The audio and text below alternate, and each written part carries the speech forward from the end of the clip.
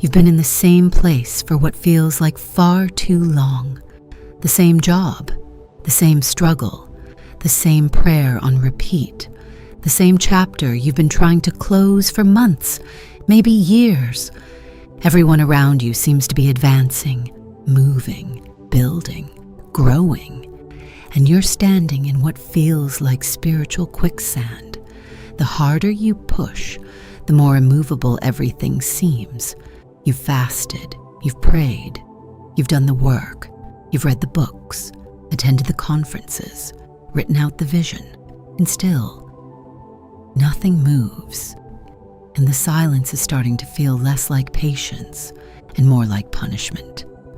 Like God is withholding something from you because you are not enough, not ready, not worthy of the next level. But what if feeling stuck isn't a sign that God has forgotten your request? What if it's a sign that He loves your future too much to release you before the foundation underneath it is strong enough to hold what He's about to build?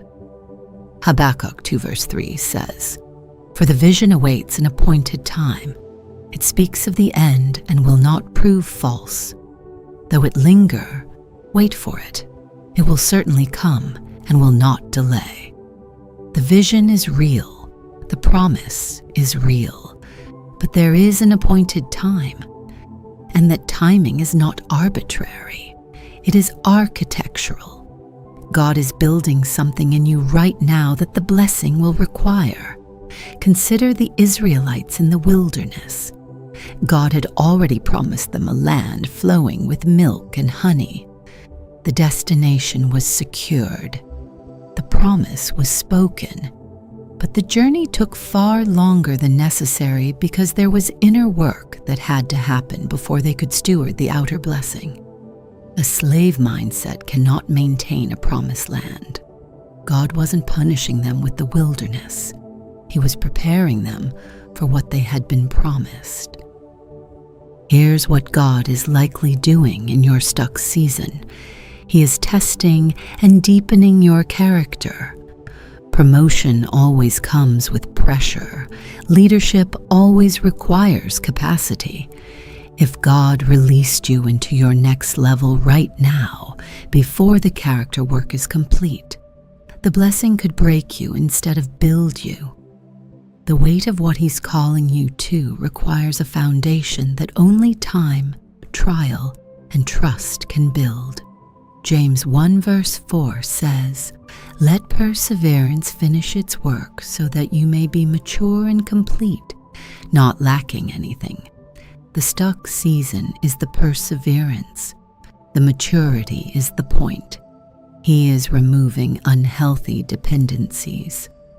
Sometimes we can't move forward because we are still leaning on things that can't come with us.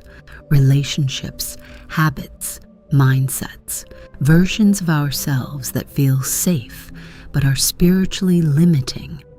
God uses seasons of stillness to surface everything that is hindering us, because it is far kinder to deal with those things now than to carry them into a greater assignment where the cost would be much higher. He is clarifying your assignment. When everything is moving fast, it's easy to chase the wrong things.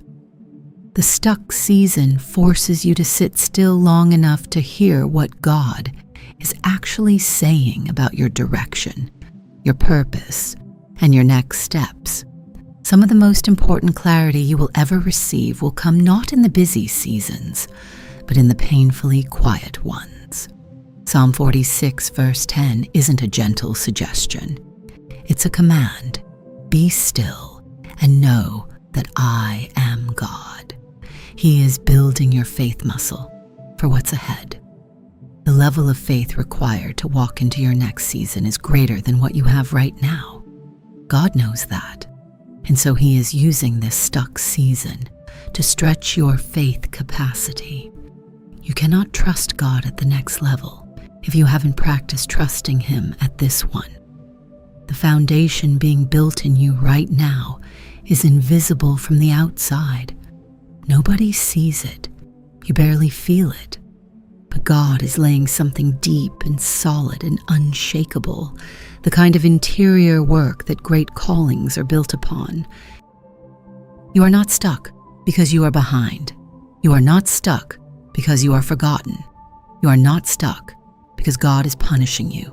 You are in a formation season, and what is being formed in you right now will be the very thing that sustains everything God is about to release.